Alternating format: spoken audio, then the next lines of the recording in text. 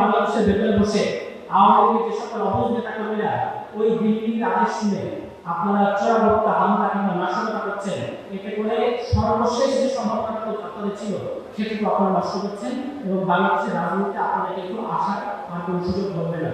শেখ হাসিনা আসার হুঙ্কার দিচ্ছেন, আসার হলে তিনি এসে করতেন, তিনি আসবেন না। এবং আপনারা যদি আজকে তারিখ সহ লিখে মিলিয়ে নিয়ে বাংলাদেশের মাটিতে শেখ হাসিনা যাত্রা হবে না, শেখ হাসিনা দাফন কাফন হবে না, তাকে দিল্লিতেই মরে যেতে হবে এবং তার লাশ হয়তো কোনো একটা পুকুরে কিংবা কোনো এক নদীতে ভাসিয়ে দেবে দিল্লি। এর বাইরে অন্যথায় অন্য কিছু ঘটে যাচ্ছে না। যখন তিনি হুঙ্কার দেখতে কেন তার আসার কোনো সাহস নাই এবং তাকে ভারত একটু রাখছে বটে, কিন্তু ভারত কিন্তু তাকে দালাই লামার মতো ব্যবহার করতে পারবে না। দালাই লামার প্রতি বিশ্ববাসীকে গ্রহণযোগ্যতা ছিল, শেখ হাসিনার সেই গ্রহণযোগ্যতা নাই। গ্রহণযোগ্যতা নাই বলেই আজকে ভারতের জন্য এক আপদ হয়ে গেছে শেখ হাসিনা। ভারত তাকে কোনো পাঠাতে পারছে না, দুনিয়ার কোনো দেশ তাকে নিতে রাজি হচ্ছে না।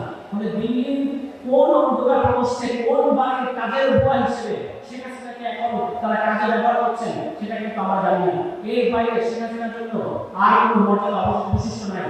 আত্মসমর্পণের মধ্যেও যেটুকু ন্যূনতম আত্মসম্মান থাকে, যেটুকু সম্মান অবশিষ্ট থাকে, এইটুকু সম্মান শেখ হাসিনার ঘাড়ে চড়বে না। শেখ হাসিনার কপালে একে তো তার পতন ঘটেছে, দ্বিতীয়ত আপনারা দেখবেন আরো অপমান। বাংলাদেশের হাজার হাজার শত শত শহীদ ফ্যামিলির অভিশাপে, আহতদের অভিশাপে, এই যে মঞ্চে বসে আছেন একজন শহীদের বাবা, তাদের অভিশাপে শেখ হাসিনার জীবনের সর্বশেষ পরিণতি আপনারা দেখবেন এত নিকৃষ্ট পরিণতি হবে যে পৃথিবীর মানুষের এমন পরিণতি হয় না।